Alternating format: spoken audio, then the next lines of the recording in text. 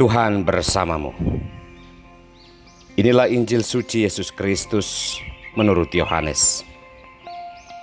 Bab 10 ayat 31 sampai dengan ayat 42. Sekali lagi orang-orang Yahudi mengambil batu untuk melempari Yesus. Kata Yesus kepada mereka, "Banyak pekerjaan baik yang berasal dari Bapa-Ku yang kuperlihatkan kepadamu. Pekerjaan manakah di antaranya yang menyebabkan kamu mau melempari aku?" Jawab orang-orang Yahudi, "Bukan karena suatu pekerjaan baik maka kami mau melempari engkau, melainkan karena engkau menghujat Allah dan karena engkau sekalipun hanya seorang manusia saja menyamakan dirimu dengan Allah." Kata Yesus kepada mereka, "Tidakkah ada tertulis dalam kitab Taurat kamu, Aku telah berfirman, kamu adalah Allah? Jikalau mereka kepada siapa firman itu disampaikan disebut Allah, sedang kitab suci tidak dapat dibatalkan, masihkah kamu berkata kepada Dia yang dikuduskan oleh Bapa dan yang telah diutusnya ke dalam dunia, engkau menghujat Allah? Karena aku telah berkata, aku anak Allah. Jikalau aku tidak melakukan pekerjaan-pekerjaan Bapa-Ku, janganlah percaya kepadaku. Tetapi jikalau aku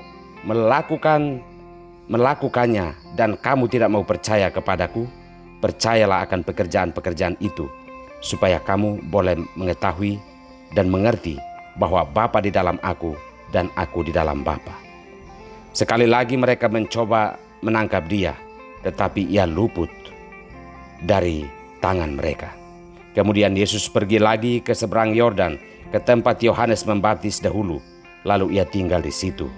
Dan banyak orang datang kepadanya dan berkata, "Yohanes memang tidak membuat suatu tanda pun, tetapi semua yang pernah dikatakan Yohanes tentang orang ini adalah benar." Dan banyak orang di situ percaya kepadanya. Demikianlah Injil Tuhan.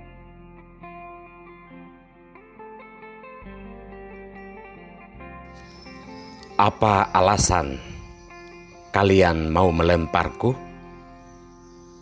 Inilah sampan bersama saya, Pater Domikevi SVD. Marah, dendam dan benci kepada seseorang itu manusiawi. Namun apakah karena itu sifat manusiawi, lalu kita boleh-boleh saja marah, dendam dan benci kepada orang lain, walaupun ia tidak bersalah? Jika saat ini Anda sedang menaruh dendam, benci dan amarah kepada orang lain, duduklah dan temukanlah alasan-alasan yang dapat dipertanggungjawabkan secara rasional dan secara moral yang membuatmu sah dan wajar melakukan hal tersebut. Kita ini manusia yang memiliki akal budi. Pakailah akal budi yang menunjukkan bahwa Anda itu manusia yang rasional. Kita ini manusia yang memiliki moral. Tunjukkanlah bahwa kita ini manusia bermoral. Kita ini manusia yang berbudaya dan beradat. Maka tunjukkanlah itu dalam perilaku kita sehari-hari. Saya kira iman, teori, budaya dan adat istiadat manapun tidak pernah mengajarkan kita marah, benci dan menaruh dendam kepada sesama yang tidak bersalah.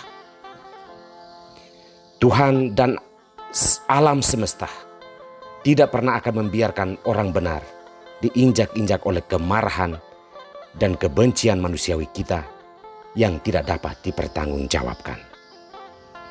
Saudara-saudariku terkasih, hari ini Yesus bertanya kepada orang-orang Yahudi yang mau melempari Dia dengan batu.